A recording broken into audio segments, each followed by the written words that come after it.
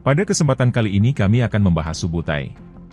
Subutai juga dikenal sebagai Subutai yang pemberani adalah ahli strategi utama dan Jenderal Genghis Khan dan Ogedei Han.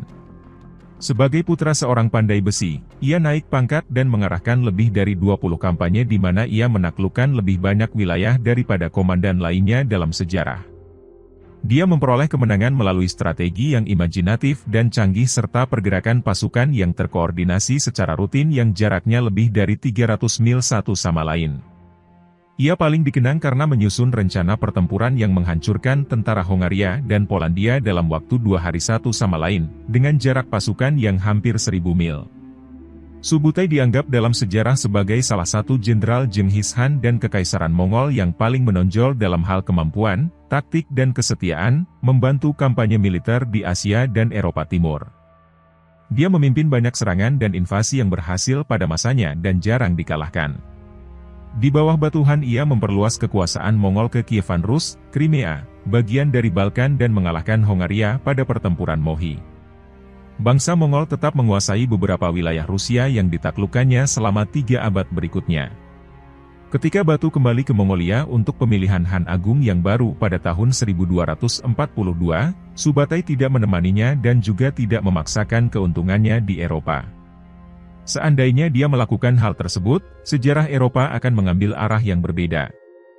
Sebelum kematiannya pada tahun 1248, ia memimpin kampanye Mongol di Tiongkok. Subutai memainkan peran utama dalam membantu mendirikan kekaisaran terbesar yang bersebelahan dalam sejarah manusia, yang diyakini oleh tuannya surga telah diperintahkan oleh surga untuk ditaklukkan. Kerajaan itu akan meninggalkan jejak yang tak terhapuskan dalam sejarah dunia. Beberapa abad kekuasaan Mongol di daratan Eurasia, periode yang oleh sebagian orang disebut sebagai Pax Mongolica, secara radikal mengubah demografi dan geopolitik wilayah ini. Sebagai hasil penaklukan Subutai, wilayah yang luas disatukan di bawah pemerintahan yang stabil dan damai serta berdasarkan hukum-hukum Yasa. Di seluruh kekaisaran, prestasi bisa mendapatkan promosi tanpa memandang etnis. Kebebasan beragama adalah hal utama yang dijunjung tinggi.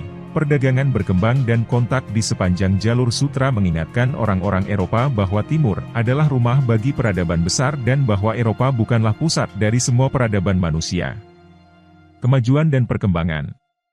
Sejarawan percaya Subutai lahir antara tahun 1160-1170, mungkin di sebelah barat hulu Sungai Onon di tempat yang sekarang disebut Mongolia. Dia berasal dari suku Urianhai, nama yang diberikan bangsa Mongol kepada sejumlah suku manusia hutan. Keluarga Subutai telah dikaitkan dengan keluarga Genghis Khan selama beberapa generasi. Saudaranya Jelme juga menjabat sebagai jenderal di tentara Mongol. Subutai bergabung dengan Genghis Khan saat masih remaja. Dalam 1 dekade ia menjadi salah satu perwira senior, memimpin salah satu dari 4 detasemen keliling yang beroperasi di depan pasukan utama. Pada tahun 1212 ia menguasai Huan, eksploitasi independen besar pertama yang disebutkan dalam sumber. Subutai adalah bukti bahwa Kekaisaran Mongol, lebih dari kekaisaran manapun sebelumnya, adalah sebuah sistem meritokrasi. Dia adalah putra Kaban, yang konon adalah seorang pandai besi, yang tidak dianggap sebagai bangsawan. Kaban membawa putranya untuk melayani Genghis Khan ketika Subutai berusia sekitar 17 tahun, dan dia naik ke jabatan tertinggi yang tersedia bagi seseorang yang tidak berhubungan langsung dengan Han. Genghis Khan menyebutnya sebagai salah satu dari 4 anjing perangnya, yaitu Jelme, Kubilai Khan, JB dan Subutai. Gelarnya, Bagatur, yang pemberani, diberikan ketika ia menjadi anggota pengawal kekaisaran, itu berarti, Satria, tetapi juga, pemberani, dan meskipun dipromosikan ke pangkat yang lebih tinggi, Subutai dikenal dengan gelar ini sampai kematiannya. Sejarah Mongol mengatakan bahwa Subutai berkata kepada Genghis Khan, "Aku akan mengusir musuhmu seperti kain melindungi seseorang dari angin." Subutai adalah salah satu jenderal Mongol pertama selain Genghis Khan yang menyadari pentingnya insinyur dalam perang pengepungan. Bahkan di lapangan, ia menggunakan mesin pengepungan, seperti yang digunakan pasukan Tiongkok pada kampanye sebelumnya. Misalnya, pada pertempuran Mohi, pasukan panah otomatis Hongaria pada malam hari berhasil mengalahkan sebuah jembatan yang dilintasi pasukan Mongol, menimbulkan banyak korban jiwa, dan memberikan perlawanan sengit terhadap pasukan Mongol yang berjuang untuk menyeberangi sungai keesokan harinya. Subutai memerintahkan para pelempar batu besar untuk membersihkan barisan pemanah panah dan membuka jalan bagi kavaleri ringannya untuk menyerang tanpa mengalami kerugian lebih lanjut. Serangan baru ini adalah penggunaan pertama senjata semacam itu sebagai bentuk artileri taktis di barat. Saat para pelempar batu membersihkan jalan untuk menyeberangi jembatan utama, Subutai mengawasi pembangunan jembatan darurat sementara di hilir untuk mengepung pasukan Hongaria. Taktik ini merupakan hal baru bagi kekuatan yang ia hadapi di Eropa dan padang rumput, dan mereka tidak siap untuk menghadapinya. Subutai juga terkenal karena menggabungkan orang-orang yang ditaklukkan ke dalam pasukannya, terutama para insinyur, yang memiliki keterampilan khusus.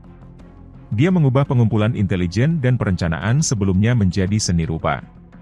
Misalnya, dia menggunakan mata-mata untuk mengumpulkan informasi tentang kerajaan Rusia, Polandia, dan Hongaria setidaknya setahun sebelum serangan terhadap masing-masing kerajaan tersebut. Dia menyesuaikan strateginya dengan musuh yang dia hadapi, mengubah taktiknya berdasarkan lawan, medan, dan cuaca. Dia menekankan penggunaan kavaleri ringan di pasukannya, dan memastikan bahwa pasukannya bergerak dan mandiri. Biasanya dia mengarahkan musuh ke posisi lemah sebelum menerima pertempuran. Selama kampanye militer di Eropa, Subutai yang dulunya langsing menjadi sangat berat sehingga kuda tidak dapat dengan mudah menahan bebannya. Tapi dia sangat dihargai di medan perang sehingga Batuhan membawanya ke lapangan dengan kereta atau gerobak. Tidak seperti tentara Eropa atau Jepang, yang menghargai keberanian pribadi seorang komandan di atas segalanya, bangsa Mongol menghargai kemampuan strategis dan keterampilan untuk membuat penyesuaian taktis dalam panasnya pertempuran di atas segalanya pada pemimpin mereka. Sementara komandan barat seperti Richard Sihati Singa benar-benar berperang memimpin pasukannya, Subutai dan Batuhan duduk di sebuah bukit, jauh dari lokasi pertempuran, di mana mereka dapat mengarahkan arus pertempuran dengan bendera. Inilah salah satu alasan mengapa Subutai jarang dikalahkan, seperti parahan yang ia nasihatkan.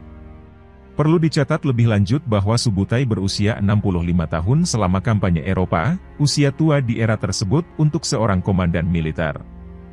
Jenghis Khan mengirim Subutai untuk memburu Merkit. Subutai mengalahkan mereka di sepanjang Sungai Chu pada tahun 1216 dan sekali lagi pada tahun 1219 di wilayah Wild Kipchak. Muhammad II dari Waris menyerang Subutai tak lama kemudian di sepanjang Irgis. Subutai menahannya setelah pertarungan sengit dan penipuan. Jenghis Khan memimpin pasukan Mongol ke arah barat pada akhir tahun 1219 untuk menyerang Khwarizm. Subutai memimpin barisan depan barisan utama. Dengan sekitar 70.000 orang bersenjata, pasukan Mongol jauh lebih kuat dari apapun yang bisa diharapkan oleh Muhammad II. Dia berusaha menyelamatkan dirinya dengan melarikan diri ke Persia Tengah. Jenghis Khan mengirim Subutai dan JB dengan 10.000 orang untuk memburunya. Muhammad lolos dari penangkapan, namun ia jatuh sakit dan meninggal pada awal tahun 1221. Subutai menghabiskan sebagian musim dingin di Azerbaijan. Di sini dia mendapatkan ide untuk mengitari Laut Kaspia untuk mendarat di belakang Kipchak liar. Setelah tindakan polisi di Persia dan penggerebekan ke Georgia, pasukan Mongol melintasi pegunungan Kaukasus selama musim dingin untuk melewati Derben Pass. Melalui diplomasi curang, Subutai mengalahkan Alan dan Don Kipchak secara detail.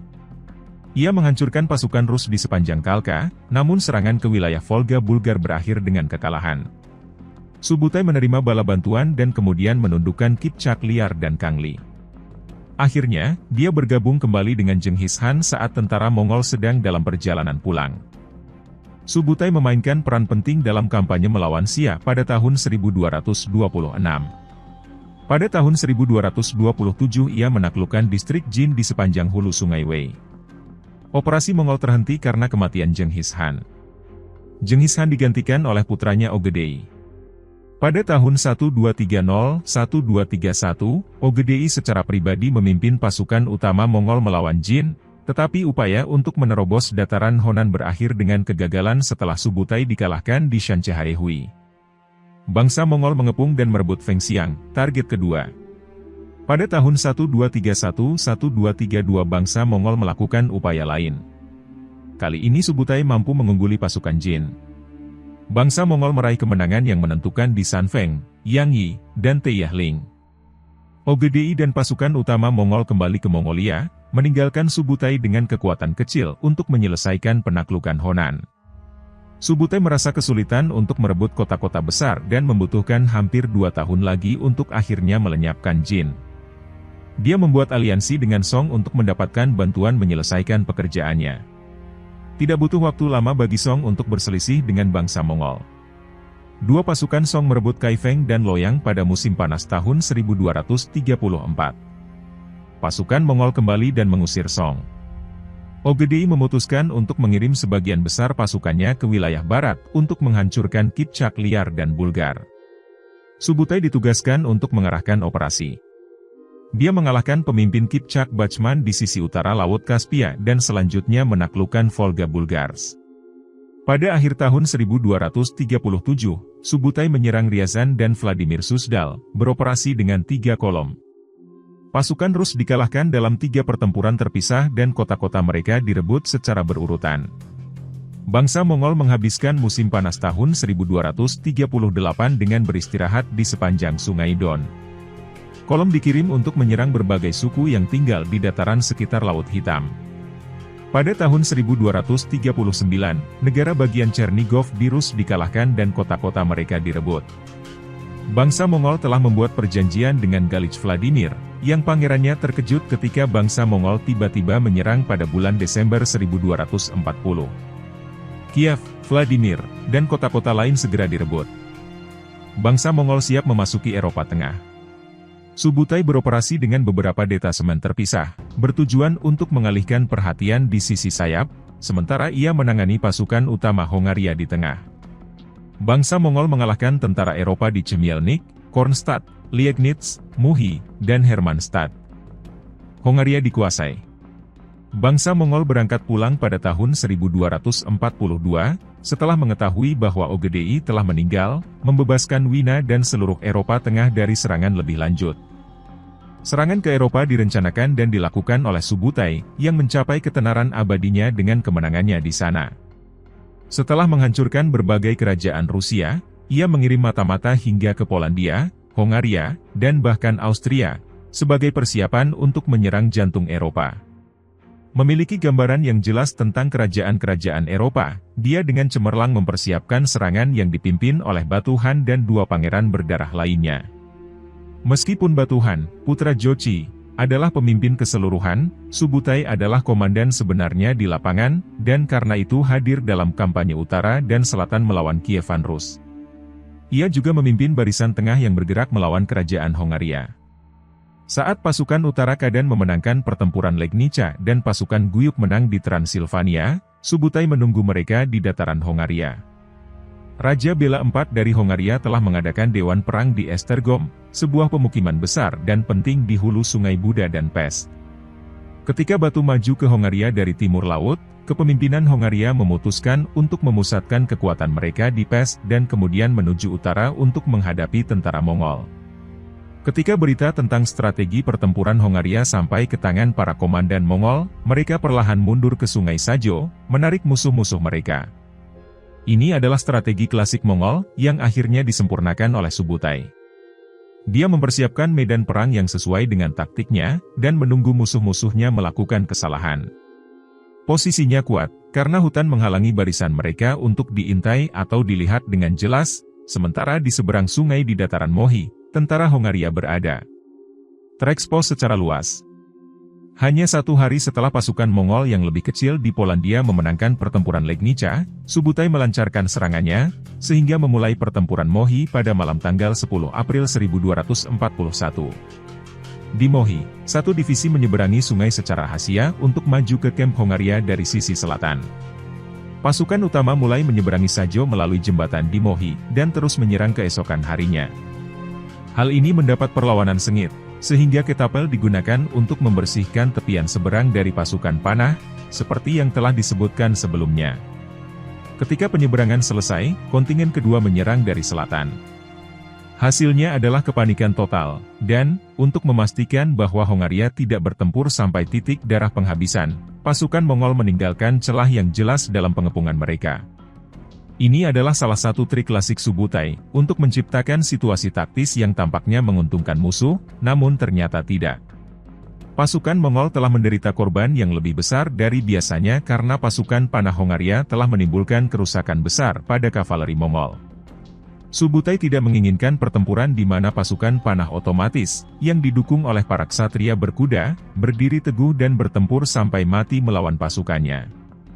Dia lebih suka membiarkan mereka mundur, agar dia bisa menangkap mereka sesuka hati oleh penembak jitu pemanah Mongol.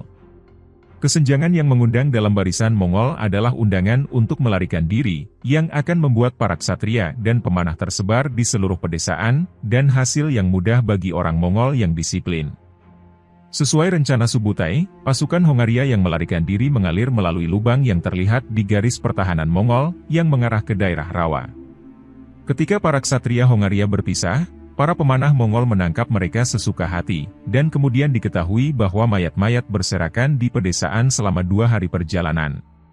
2 uskup agung dan 3 uskup terbunuh di Sajo, ditambah 40.000 prajurit dalam satu pukulan. Sebagian besar prajurit Hongaria hancur total, dengan korban yang relatif minimal di pihak Mongol, meskipun jumlah pastinya tidak diketahui. Pada akhir tahun 1241, Subutai sedang mendiskusikan rencana untuk menyerang Kekaisaran Romawi Suci, ketika datang berita kematian Ogedei Han. Bangsa Mongol mundur, seperti yang harus dilakukan oleh para pangeran berdarah, seperti halnya Subutai, ke Mongolia. Seperti disebutkan sebelumnya, hanya kematian Han Agung yang mencegah serangan terhadap wilayah Eropa lainnya. Hartog mengamati bahwa jika Han Agung tidak mati dan Subutai terus maju menuju Atlantik, tidak ada tentara yang bisa menghalangi jalannya. Batu tidak benar-benar menghadiri majelis ketika dia mendengar bahwa suksesi Guyuk Han sudah terjamin tetapi kembali ke ibu kotanya, Saria di Volga. Subutai dicopot dari komando invasi Eropa oleh Guyuk Han setelah kenaikannya ke Hanate, namun ditugaskan untuk memimpin kampanye melawan dinasti Song pada tahun 1246, pada usia 70 tahun. Sebagian besar sejarawan percaya bahwa pemindahan ini bukan untuk merendahkan kepemimpinan Subutai selama kampanye Eropa, justru sebaliknya.